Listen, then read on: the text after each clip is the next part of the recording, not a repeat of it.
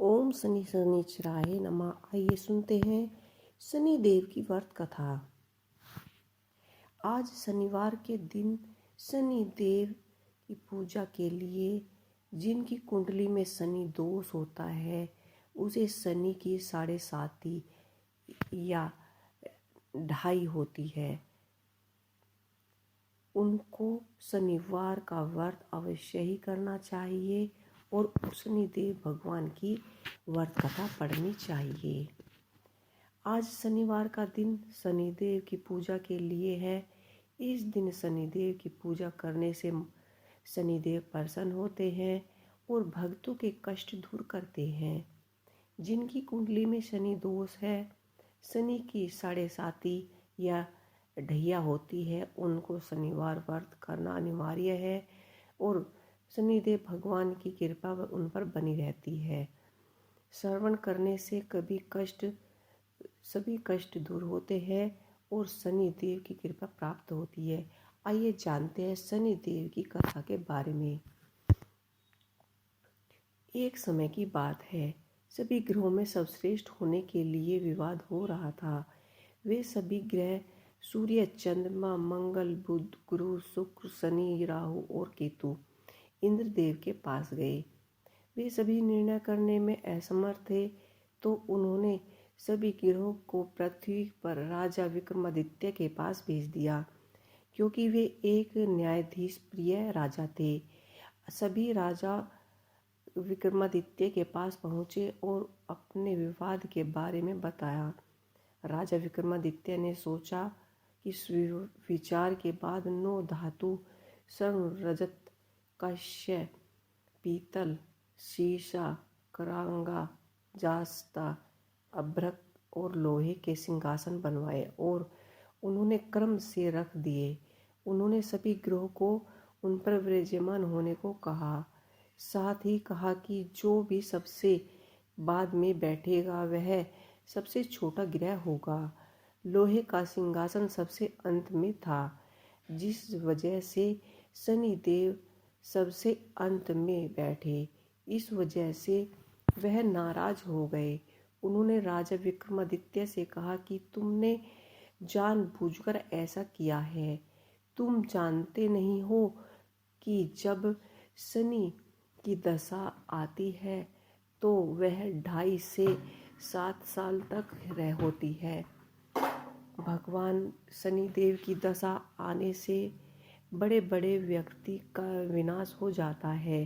शनिदेव की 7.5 आई तो राम को भी वनवास जाना पड़ा और रावण पर शनिदेव का महादशा आई तो उसका सर्वनाश हो गया।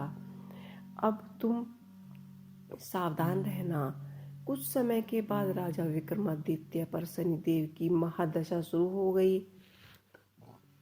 तब शनिदेव घोड़ों का व्यापारी बनकर उनके राज्य में आए। राजा विक्रमादित्य को पता चला कि एक सौदागर अच्छे घोड़े लेकर आया है, तो उन्होंने उनको खरीदने के लिए आदेश दिया। एक दिन राजा विक्रमादित्य उनमें से एक घोड़े पर बैठे तो वह उनको लेकर भयानक जंगल में चला गया और गायब हो गया। राजा विक्रमादित्य का बुरा वक्त शुरू हो गया। भूखा प्यासा वह तड़प रहे थे, तो एक ग्वाले ने पानी पिलाया तो राजा ने उससे अपनी अंगूठी दे दी। फिर नगर की ओर चल दिए। एक सेठ के यहाँ पानी पीने लगे। अपना नाम उज्जैनी का विवेका बताया। सेठ विवेका को लेकर घर गए। वहाँ उन्होंने देखा कि एक खूंटी पर हार टंगा है और खूंटी ने हार निगल लिया है। देखते ही देखते हार गायब हो गया। हार चुराने के आरोप में सेठ ने विवेका को कोलवाला में से पकड़वा दिया। वहाँ के राजा ने विवेका के हाथ पैर कटवा दिए और नगर के बाहर छोड़ने का आदेश दिया।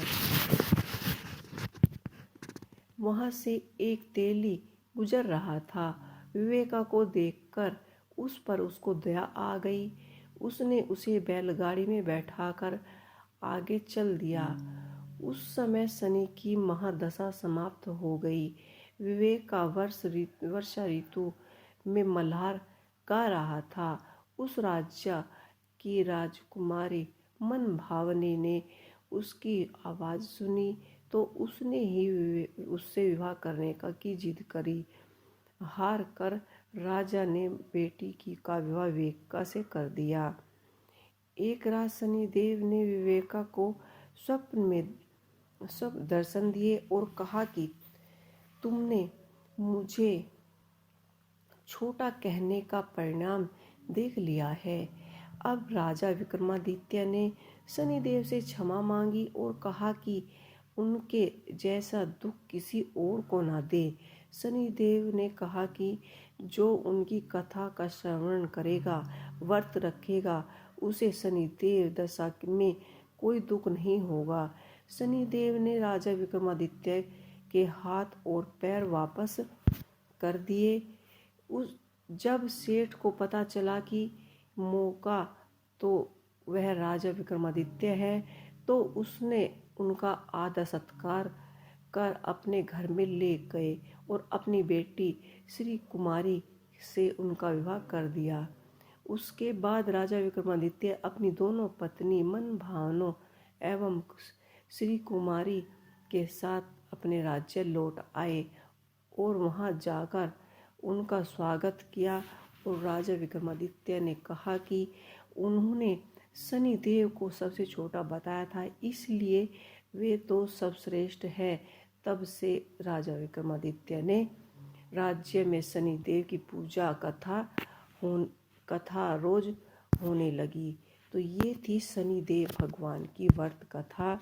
जो भी शनिदेव भगवान की व्रत कथा सुनता है, पढ़ता है, शनिदेव भगवान का उन पर कभी भी प्रकोप नहीं होता और उनकी कृपा उन पर हमेशा बनी रहती है। तो इसी के साथ कहानी यही समाप्त करते हैं। जय शनिदेव। अगर आपको हमारी कहानी पसंद आई हो तो प्लीज़ हमारे चैनल को लाइक कीजिए और हमारे चैनल का हमारी वीडियो पर कमेंट अवश्य कीजिए।